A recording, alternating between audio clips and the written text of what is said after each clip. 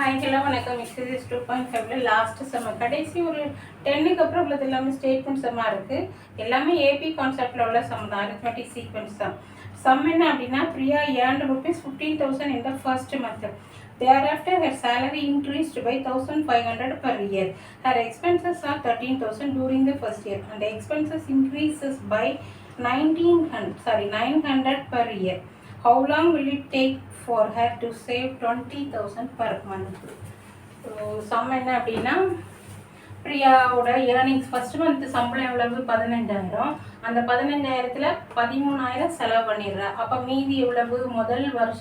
முதல் மாதத்துலேருந்து அந்த வருஷம் ஃபுல்லும் மாதத்துக்கு 2,000 ஏர்ன் பண்ணுறா. இது மாதிரி ஒரு 2 மாதத்துக்குரிய வேல்யூ என்ன செஞ்சுக்கலாம், கண்டுபிடிச்சி 2 வருஷம். ஒவ்வொரு வருஷமும் இன்க்ரிமெண்ட் எவ்வளவா? 1,500 சம்பளம் கூடுது, செலவும் கூடுது. எவ்வளோ செலவு இன்க்ரீஸ் ஆகிருக்கு? 900 ருபீஸ் இன்க்ரீஸ் ஆகிருக்கு.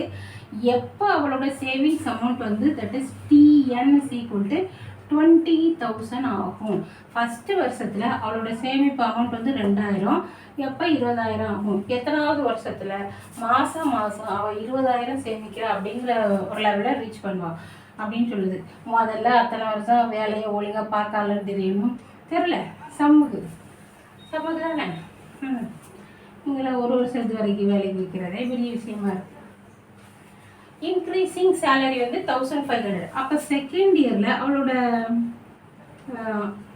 இது அமௌண்ட் எவ்வளவு? சேலரி எவ்வளவு? 1,500 கூட 15,000 கூட ஆட் பண்ணால் 16,500. இது அவளோட செகண்ட் இயர் சேலரி. அதே மாதிரி செகண்ட் இயர் எக்ஸ்பென்ஸ் என்ன ஆகும்? 13,900. இதுலேருந்து இதை சப்ராக்ட் பண்ண வர்றது அவளோட 2வது வருஷத்தோட ஸ்டார்டிங் அமௌண்ட்டில் சேவிங்ஸ் அமௌண்ட் எவ்வளோ வருது? 2,600. ஃபஸ்ட்டு இதுதான் ஃபஸ்ட்டு டேர்ம் அப்படின்னா முதல் வருஷத்தில் அவளோட சேவிங்ஸ் வந்து எவ்வளவு? 2,000. 2வது வருஷத்தில் அவளோட சேவிங்ஸ் வந்து எவ்வளவா? 2,600. இப்போ அதே மாதிரி தேர்ட் இயரையும் பார்த்துக்கணும். தேர்ட் இயரில் அவளோட இன்கம் என்னவா இருக்கும்? ப்ரீவியஸ் இயரோட 1,500 ஆட் பண்ணும். 16,500 கூட 1,500 ஆட் பண்ணால் நமக்கு கிடைக்கிறது 18,000. அவளோட சேலரி இன்க்ரீஸ் ஆகிற மாதிரி எக்ஸ்பென்ஸ் இன்க்ரீஸ் ஆகுது. 13,900 கூட இன்னொரு 900 ஆட் பண்ணோம் அப்படின்னா 0 0 9 9 18 14,800 அவளோட எக்ஸ்பென்ஸு. நம்ம ஒரு ஏபி ஃபார்ம் பண்ணணும். இப்போ இதிலேருந்து சப்ராக்ட் பண்ணால் அவளோட சேவிங்ஸ் என்ன கிடைக்கும்? 10ல் 8 பண்ண 7 3,200. அப்போது அவளோட சேவிங்ஸ் அமௌண்ட்டு தான் ஃபார்ம் அண்ட் ஏபி. அந்த ஏபியில் எத்தனாவது இடத்துல 20,000 வேல்யூ வருது?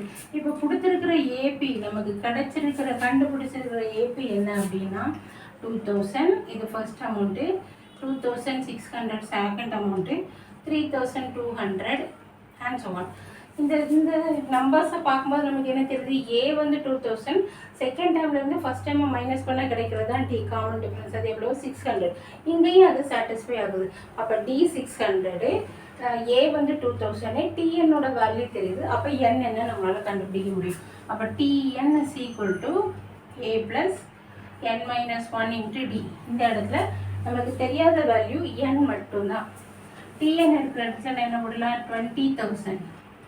A வந்து 2,000 + n - 1 × D வந்து 600. இதை நான் சப்ராக்ட் பண்ண அப்படின்னா 80,000 = n - 1 × 600. ஸோ இதை நம்ம அப்படியே டிவைட் பண்ணோம்னா n - 1 = 18,000 / 600. 2 0 கேன்சல் ஆகிடும், 30 வருது. 3 6 are 18. இப்போ நம்பர் ஆஃப் இயர்ஸ் எத்தனை?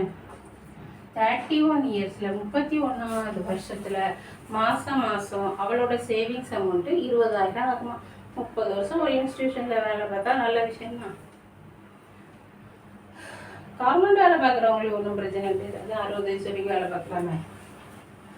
ஓகே, இதான் இந்த சமக்குரிய ஆன்சர். பிடிச்சிருந்தா லைக் பண்ணுங்கள், ஷேர் பண்ணுங்கள், சப்ஸ்கிரைப் பண்ணுங்கள்.